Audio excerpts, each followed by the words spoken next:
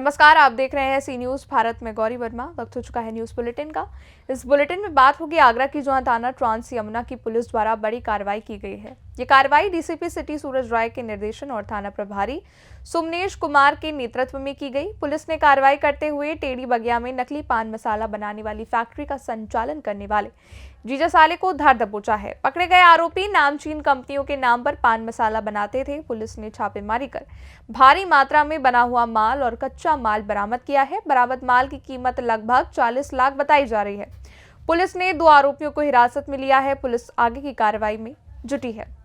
थाना ट्रांस यमुना ने फर्जी तरीके से अवैध रैपर यूज़ करके भारी मात्रा में अलग अलग ब्रांड्स के टोबैको प्रोडक्ट्स बनाने वाले एक गैंग का सफल अनावरण किया है। इस गैंग के पास से बहुत भारी मात्रा में फर्जी टोबैको प्रोडक्ट्स, जिनकी मार्केट में कीमत लगभग 40 लाख रुपए है, बरामद हुई है। थाना ट्रांस यमुना पर सुसंगत धाराओं में अभियोग पंजीकृत करके दोनों अभियुक्तों को माननीय न्यायालय के समक्ष प्रस्तुत किया जा रहा है। अग्रिम विधिक कार्रवाई जारी है।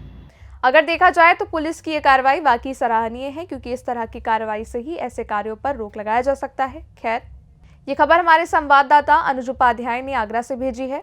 अब रुक करेंगे अगली खबर बरेली की। खबर बरेली से है, जहां सरकारी स्कूलों में अध्यापकों की मनमानी से पढ़ाई हो रही।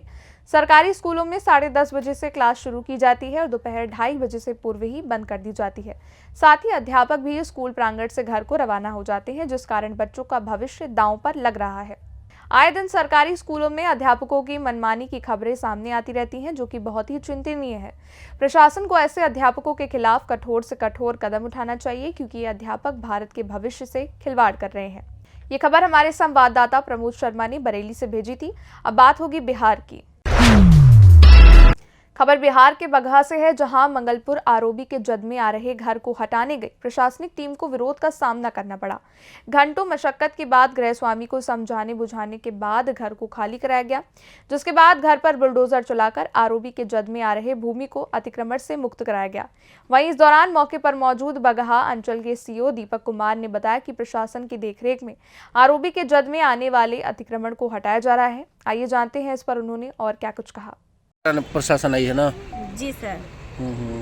मुआवजा जो नहीं मिला? ना कि मुआवजा दे रही है। मेरा पेपर बहुत दिन से जमा है, पेपर नहीं देखते हैं, बस ऐसे ही घर तोड़वाने चले आए हैं। ये नहीं सोचते हैं कि मुआवजा देंगे कि नहीं देंगे, घर तोड़वाने सबसे पहले। क्या नाम पड़ेगा आपका? सोनी कुमारी। अगर देखा जाए तो अवैध अतिक्रमण पर बुलडोजर चलाना चाहिए, लेकिन इससे पहले भी जिस मकान पर बुलडोजर चलाया जाए उस परिवार को कहीं दूसरी सुरक्षित जगह भेज देना चाहिए, ताकि किसी को परेशानी ना हो। खैर, ये खबर हमारे संवाददाता समीउल्लाह ने बिहार से भेजी है। आगे चर्चा होगी बुलंदशहर की। खबर बुलंदशहर से है, जहां बोर्ड परीक्षा और आगामी लोकसभा चुनाव को लेकर सिकंदराबाद कोतवाली में पीस कमेटी की बैठक आयोजित की गई। बैठक की अध्यक्षता एडीएम प्रशासन प्रशांत कुमार और एसपी सिटी द्वारा की गई। बैठक में कानून व्यवस्था से लेकर नगर की समस्याओं पर लोगों से चर्चा की गई। बैठक में नगर के गणमान्य लोग मौजूद रहे। देखिए, आज ये सिकंदराबाद थाने में हमारे साथ एसपी सिटी साहब हैं, एसडीएम हैं, यहाँ के सीईओ हैं। एक पीस कमेटी की बैठक की गई और एक सामान्य चर्चा, क्योंकि आगामी अभी चुनाव आने वाले हैं, तमाम त्यौहार आने वाले हैं, परीक्षाएं हैं, बोर्ड की परीक्षा है, और जो सामान्य चर्चा लोगों से बैठ करके हम लोगों ने की, जिसमें यहाँ के जो है सम्मानित व्यापार मंडल के लोग थे, नगर निगम नगर पालिका के पार्षदगण थे और सामान्य नागरिक भी थे और आप लोग स्वयं भी थे। तो एक सामान्य चर्चा की गई, जो आम जनों की जो डेली की समस्या है, काफ़ी दिनों बाद हम लोग एक साथ मुखातिब हुए थे, तो आज एक सामान्य चर्चा थी। कहीं इन लोगों को कोई इशू हो जो हम लोग सॉल्व कर सकें, इसके लिए आप बुलाया था हम लोगों ने और बात की। और पूरे इसमें जाम रहता है, डगर वाहन खड़े रहते हैं, कोई कार्रवाई नहीं हो पाती। बिल्कुल, आप लोगों के सामने ही चर्चा हो रही थी। थाने के सामने खड़े रहते हैं, इन वाहनों कितनी बार हटाया जा चुका है। ये आज इसी पर चर्चा हुई। बेसिकली जो है सभी की ये समस्या थी कि यहाँ पर जो शहर का जो ट्रैफिक है कस्बे का, उसमें जाम लगना, सड़क के किनारे जो है बेतरतीब वाहन खड़े होना, सड़क के किनारे दुकानों का जो है फुटपाथ पर बढ़ के लगना, इन सारे विषयों पर जो है चर्चा की गई। और एक इसका पूरा प्लान बनाएंगे कि इसमें जो है कहाँ हम लोग पार्किंग एक चिन्हित कर दें, सड़कों पर बेतरतीब वाहन अगल बगल ना खड़े हों, दुकानों के आगे लोग बढ़ा के ना रखें। तो हम इसकी प्लानिंग करके और कोशिश करेंगे कि इसका समाधान कराएं। देश में हर महत्वपूर्ण काम या बड़े काम से पहले पीस कमेटी की बैठक का आयोजन करना बहुत ही जरूरी होता है ताकि कार्य को शांतिपूर्ण संपन्न कराया जा सके। खैर, ये खबर संवाददाता अदनान इबाद ने बुलंदशहर से भेजी है। अब बात होगी हजारीबाग की। हजारीबाग जिले के प्रखंड इचाक के सुदूरवर्ती पंचायत डाड़ी गाघर के विभिन्न गांव सरकार के साथ साथ जिला प्रशासन के द्वारा किए जाने वाले विकास के दावों को मुंह चढ़ा रहे हैं। स्थिति ऐसी है कि आज़ादी के करीब 76 साल बीत जाने के बाद भी यहां विकास की गंगा नहीं पहुंच पाई। गांव की स्थिति ये है कि यहां सड़क और गड्ढे में अंतर कर पाना भी मुश्किल है, जिससे ग्रामीणों को काफ़ी परेशानियों का सामना करना पड़ रहा है।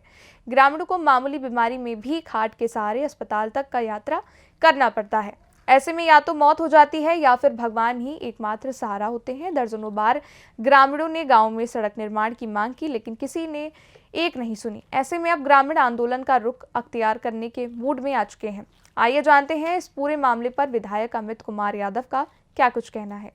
देखिए, डाड़ी गागर का जो मामला है, आपको पता है कि वर्षों से हम लोग बहुत ही प्रयास कर रहे हैं कि वहाँ सड़क बन जाए। चूँकि वो इको सेंसिटिव जोन में आता है, फॉरेस्ट जोन में आता है, नेशनल पार्क में आता है वो, और हम लोग जैसे ही काम देते हैं, टेंडर लाते हैं, अनुशंसा जैसे ही करते हैं, उसके पहले ही वन विभाग के द्वारा उसमें आपत्ति आ जाता है कि ये इको सेंसिटिव जोन का क्षेत्र है, इसमें किसी भी तरह का निर्माण नहीं कराना है। तो हम लोग का, आप लोग को पता होगा कि कितना बार हम लोग का रोड आया हुआ, PMJSY से रोड आया हुआ, स्टेट फंड से रोड आया हुआ, कितना बार कैंसिल हो चुका है।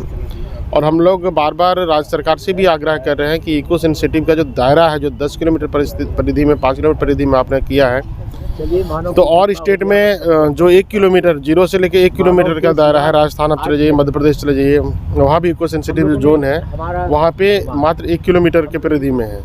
तो वहाँ सारे काम हो रहे हैं। आपको जानकारी होगी कि इको सेंसिटिव जोन घोषित करने के बाद ना आप यहाँ सड़क बना सकते हैं, ना दुकान बना सकते हैं, ना मकान बना सकते हैं, ना पेट्रोल पंप खोल सकते हैं, ना होटल चला सकते हैं, किसी भी तरह का पक्का कंस्ट्रक्शन आप नहीं कर सकते हैं। आज वही दुर्भाग्य है कि डाड़ी घाघर की पंचायत में हम 1 इंच भी काम वन भूमि में नहीं कर पा रहे हैं। जो भी शेष बचे भूमि है, आप देखे होंगे, अभी हम लोग के द्वारा वहाँ पे 3 ठो ब्रिज का काम कराया गया, अभी कम से कम 8 किलोमीटर सड़क का काम कराया गया। लेकिन दुर्भाग्य है कि डाड़ी घाघर पूरा पंचायत, जो भी गांव उसमें आते हैं, सारे इको सेंसिटिव जोन में है, इसलिए बाकी शेष रोड को हम लोग नहीं बना पाते हैं, जिसका कारण क्या ये समस्या झेलना पड़ता है। विधानसभा क्षेत्र है, आपके ओर से क्या भूमिका है? हम लोग भारत सरकार को भी चिट्ठी लिखे हैं, राज्य सरकार के वन विभाग के सेक्रेटरी से मिले, यहाँ पे DRDA के बैठक में, दिशा के बैठक में, यहाँ से हम लोगों ने बहुत बार अनुशंसा किया। फॉरेस्ट विभाग के लोगों को भी बहुत बार हम लोगों ने अनुशंसा करके यहाँ से भिजवाया, लेकिन ये मतलब व्यवस्था है, कानून है एक ऐसा कि इको सेंसिटिव में वन विभाग के लोग चाह कर भी NOC नहीं दे पा रहे हैं। आपको याद होगा कुछ दिन पहले डाड़ी गाँव में बिजली नहीं था। डाढ़ा पंचायत में भी कुछ ऐसे गांव थे, वहाँ पे बिजली नहीं था। बहुत मशक्कत के बाद हम लोग केबल तार उपलब्ध कराने के बाद वहाँ पे हम लोग बिजली का व्यवस्था कर पाए। उसी प्रकार नेशनल पार्क में आप लोग लोटवा गांव है, उसके अंदर और भी गांव है, उसमें आप देखेंगे कि बिजली विद्युतीकरण कराने में हम लोग को काफ़ी मशक्कत करना पड़ा, इसके बाद हम लोग बिजली पहुँचा पाए। यूं तो सरकार हर तरफ विकास की गंगा बहाने की बात करती है, लेकिन धरातल की हकीकत कुछ और ही बयां कर रही है। अब देखना यह है कि इन गांवों में विकास की गंगा आखिर कब तक पहुंचेगी। खैर, ये खबर संवाददाता मुकेश सिंह ने हजारीबाग से भेजी है। फिलहाल के लिए न्यूज़ बुलेटिन में बस इतना ही। देश और दुनिया की तमाम खबरों के लिए आप देखते रहिए सी न्यूज़ भारत।